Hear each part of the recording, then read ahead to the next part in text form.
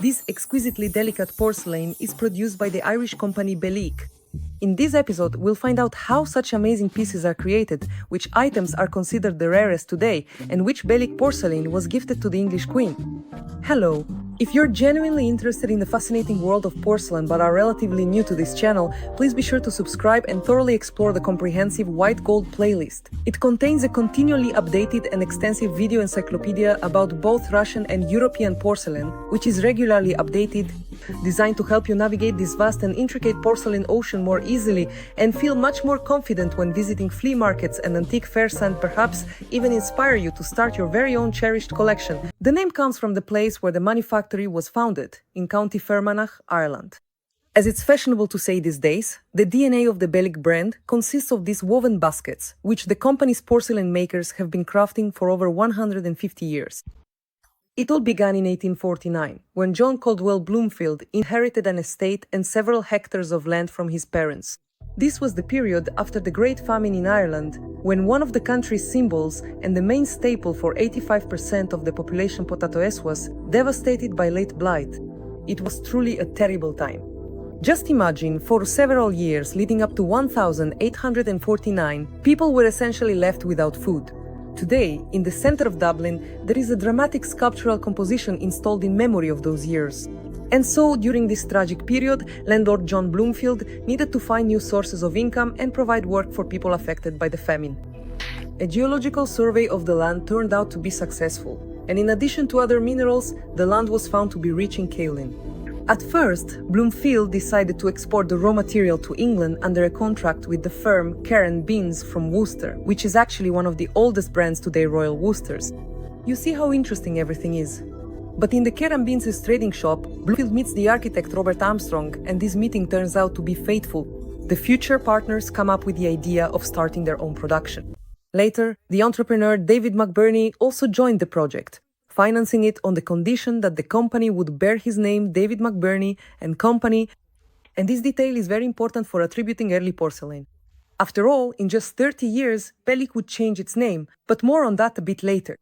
It took 10 whole years to lay the railway branch to BELLEEK in order to deliver coal for the kilns, as well as to build the pottery factory itself.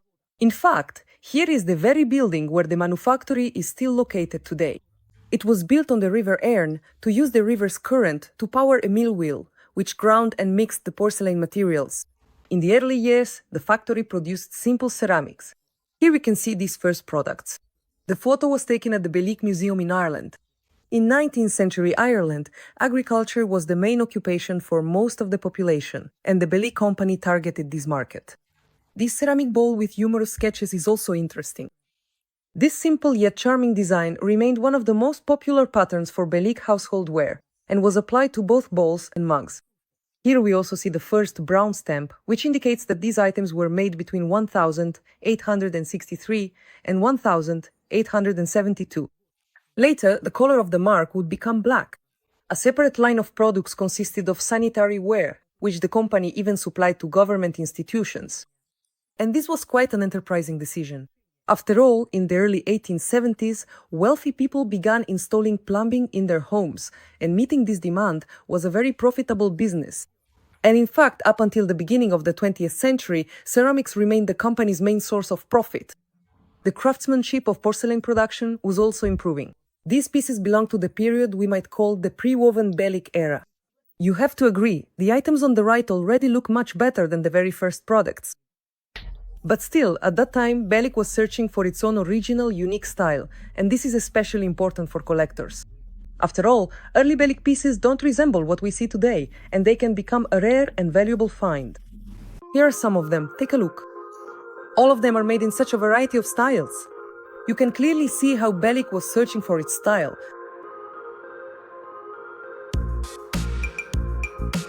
He experimented with form and decoration. Here, BELLEEK is trying to make bone china.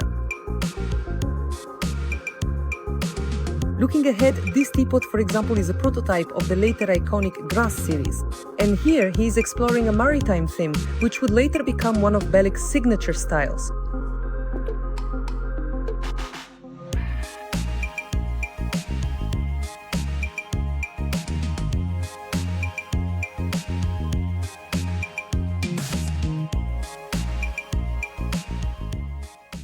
The owners understood, to reach a higher level, they needed professional craftsmen. Armstrong, as the chief artist, goes to England, to the center of pottery production, the town of Stoke-on-Trent, in order to, as we would say now, headhunt 14 craftsmen for high salaries, along with their technologies. And so, at the Dublin Exhibition of Arts and Industry in 1872, BELLEEK presented his Paros porcelain for the first time, including woven baskets, the Echinus set, and other series. The Echinus set, which you can see on your screens now, is one of the company's iconic designs. According to archival records, it was created even before the exhibition, in 1867. And according to reports, Queen Victoria liked it so much that she ordered a small breakfast set, which she used every morning for the rest of her life. Echinus is the name of a sea urchin, and the surface really does resemble this sea creature. At present, the Echinus collection is no longer produced and is only available as an antique or vintage item.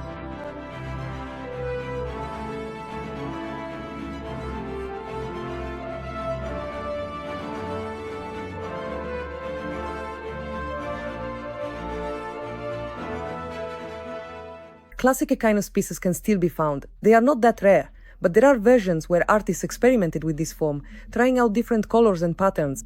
And these particular pieces truly have significant collectible value. For example, the version with the pink mark that I already showed you. Here, the artist tried decorating the items in blue and gold tones, and this version is truly one of a kind. Here, the Echinus features images of some mythical characters. But pay attention to the incredibly fine quality of the porcelain. During this same period, a rare collection called Thorn was created, with which the artists also experimented. The thorn bush winds around the pieces, transforming into handles and legs.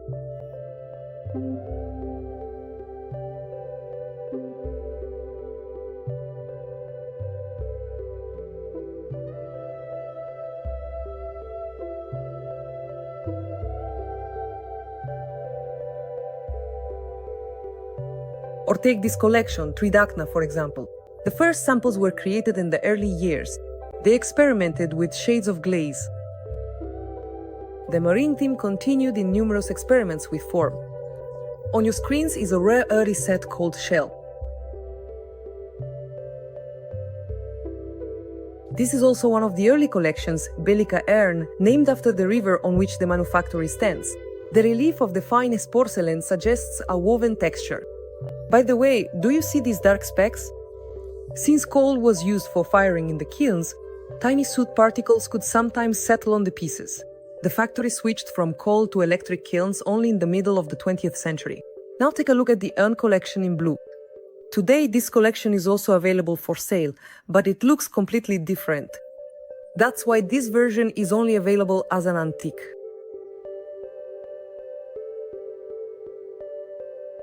During the first period, a shape was created at antique dealers called the ring handle. This particular piece from the first period is an extremely rare find. Here, the artist also experimented with the design. And here, we see a rare tea set, hand-painted. And this is already from a slightly later period. The shape is not bad, but the painting, no matter how hard the Bellick craftsmen tried, in my opinion, made the appearance of the pieces simpler. What do you think? Write your thoughts in the comments. Also, at the 1872 exhibition, Bellick presented his Porosky, or Parian, porcelain for the first time. And this was once again a business decision. In the second half of the 19th century, it was at the height of its popularity.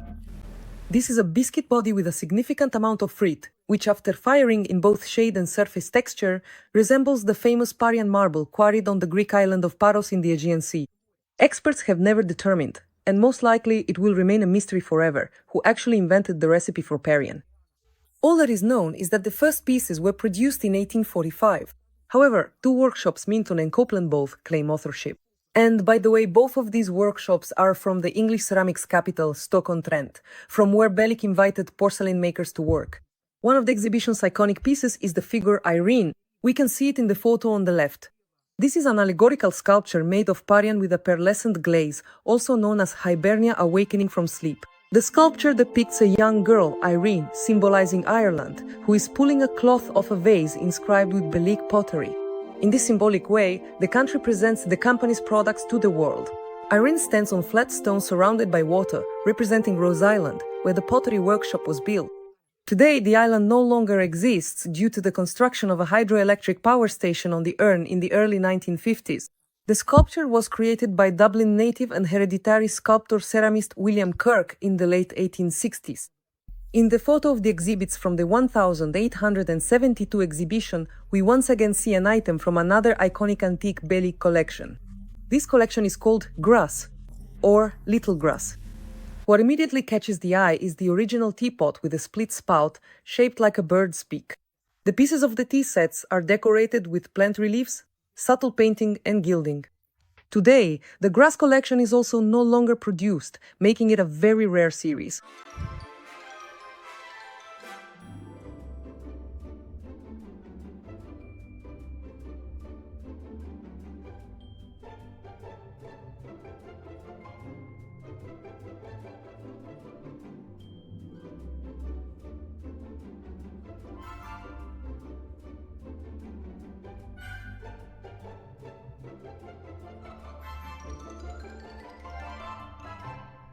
And finally, in that same year of 1872, BELLEEK presented woven baskets to the world for the first time. The idea is credited to William Henschel, who came to work at the pottery factory in 1867 from Stoke-on-Trent. He developed the weaving technique and the shapes of the baskets, enriching the manufacturer's products with floral decor. Take a look, for example, at this double photo frame. You can immediately recognize Henschel's works from those years. For 25 years, he developed these directions and trained apprentices, who in turn passed on their knowledge to the next generations. Henschel worked at BELLEEK until his death in 1902. These shots were taken 100 years later, already in the 20th century. But in principle, nothing has changed in the production of porcelain baskets. First, the frit mass is kneaded and the air is manually expelled. Using a press, the frit mass is turned into thin threads, from which the skilled hands of the craftsman first weave a dense base.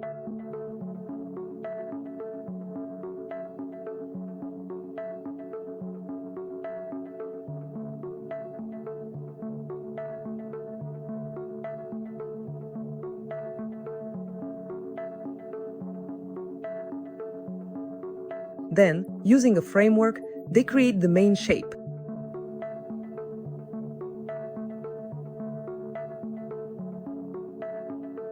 As you can see, this is entirely handmade.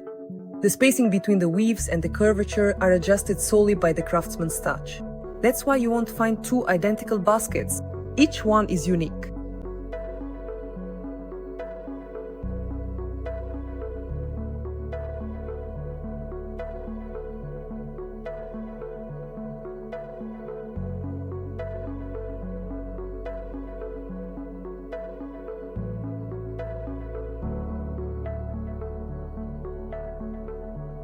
The seams are neatly concealed with braids and cords.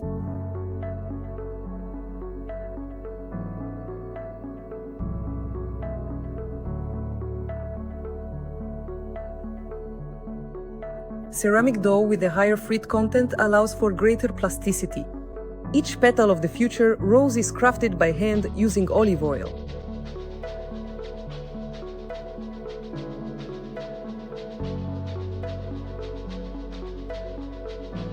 By the way, these flowers are not just the artist's random preference, but symbolic messages. This is the elegant BELLEEK Basketa, precise replica of the one that was presented to Her Majesty Queen Elizabeth II during her Platinum Jubilee in June 2022. For the decoration, flowers were chosen to symbolize the United Kingdom, the English rose, the Scottish thistle, the Welsh daffodil, and shamrocks for Northern Ireland. The piece is fired several more times and coated with a pearlescent glaze. If painting is intended, it is decorated with overglaze paints.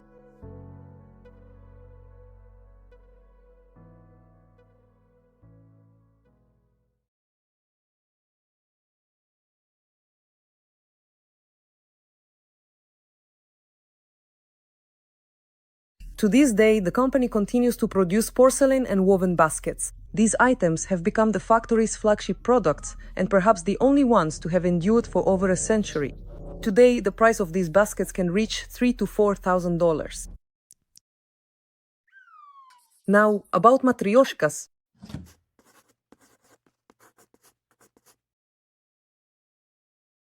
In 1891, the company was forced to update its trademark in compliance with the McKinley Tariff Act, which required the country of origin to be indicated. However, the mark remained black.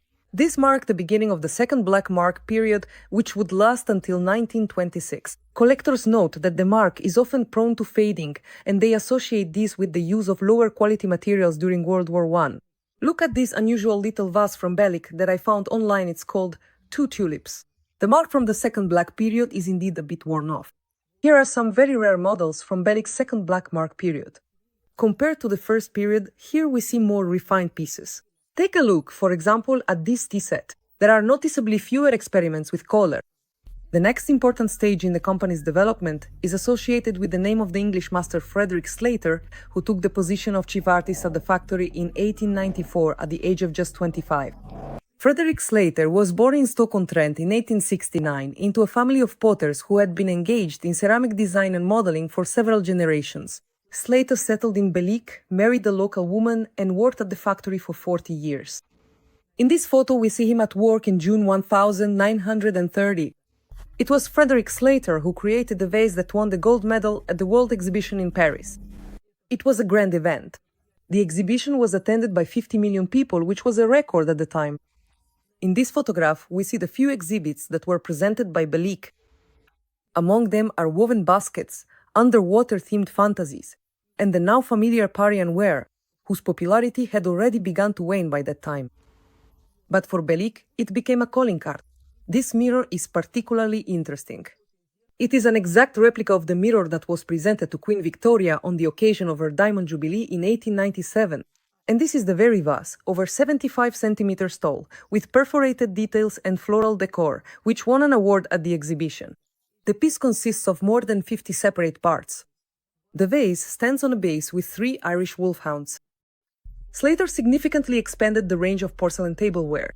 By 1904, the catalog already offered 28 tea sets made from Parisian ceramics. For example, the Neptune collection featured cups shaped like delicate seashells.